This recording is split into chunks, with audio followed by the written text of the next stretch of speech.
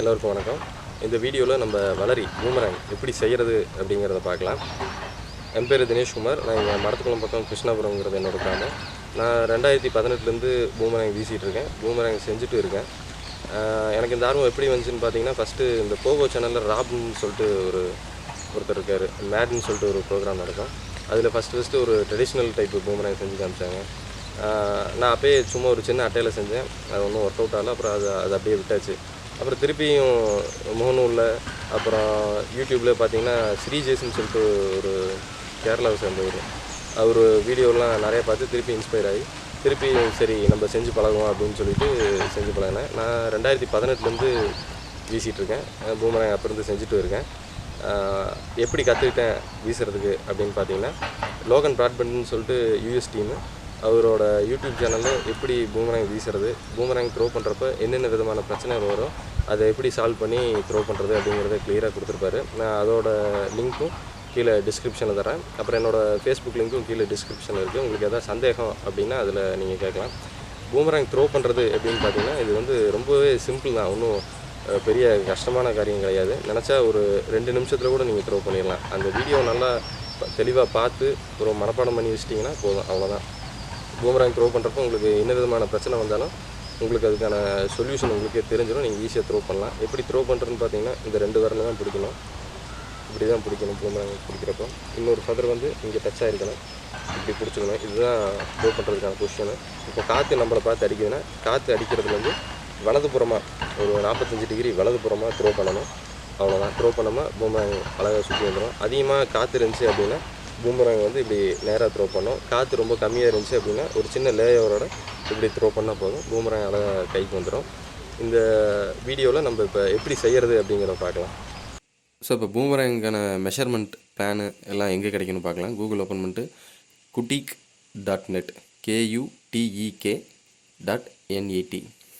இதுதான் பிளானோட சைட்டு. அதை ஓப்பன் பண்ணிட்டோம்னா உள்ளே எக்கச்சக்கமான பிளான் இருக்குது. எல்லா ஈவெண்ட்டுக்கு உண்டான பிளானும் இருக்குது. இந்த பூமராங் பிளான் டேட்டா பேஸ்னு கீழே இருக்கும். அது செலக்ட் பண்ணிட்டீங்கன்னா போதும். ஃபஸ்ட்லேருந்து பிளானாக தான் இருக்கும்.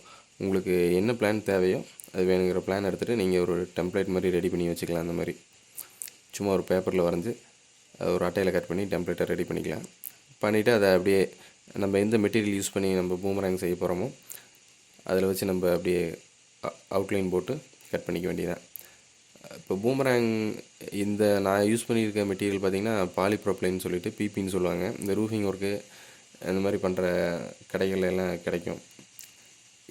என்னென்ன மெட்டீரியல் அதிகமாக யூஸ் ஆகுது அப்படின்னு சொல்லிட்டு பார்த்தோம்னா, பாலிப்ரோப்ளைனு, ஃபினாலிக்கு, பாலிகார்பனேட்டு, பிவிசி, அப்புறம் கார்பன் ஃபைபரு எல்லாமே நல்லா ஒர்க் ஆகும். இது ஒரு ட்ரிகேஜ் பூமராங்கு.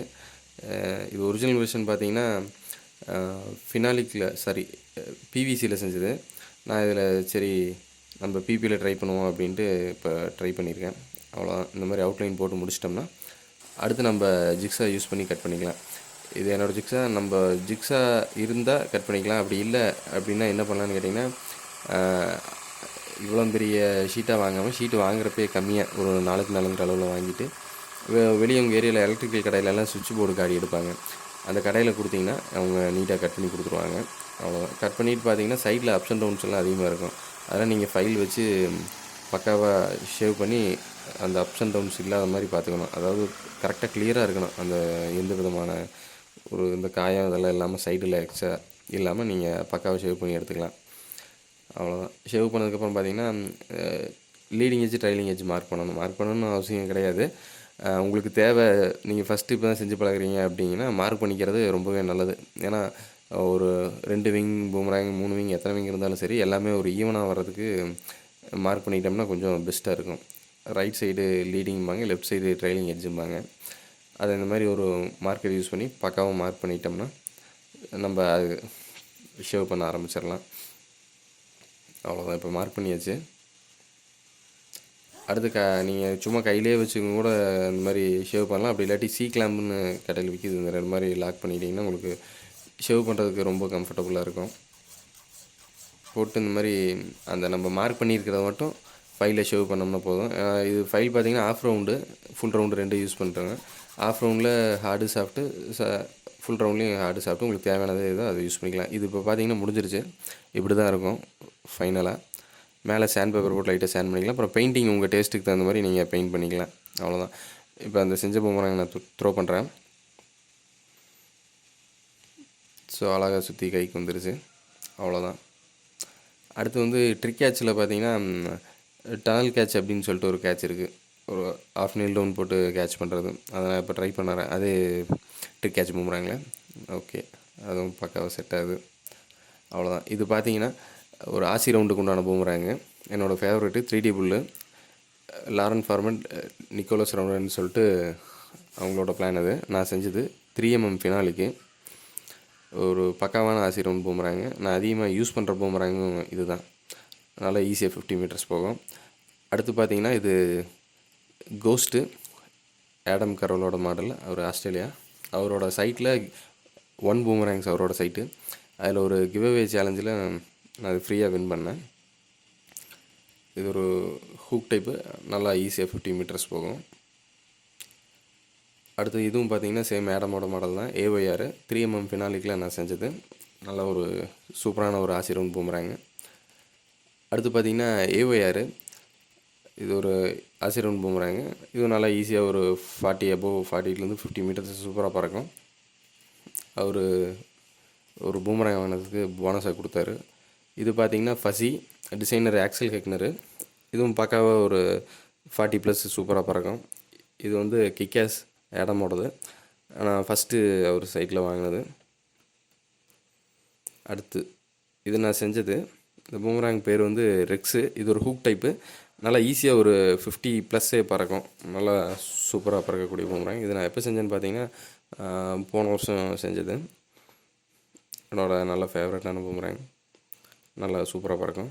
அடுத்து பார்த்திங்கன்னா இதுவும் ஒரு ஹூக் டைப்பு.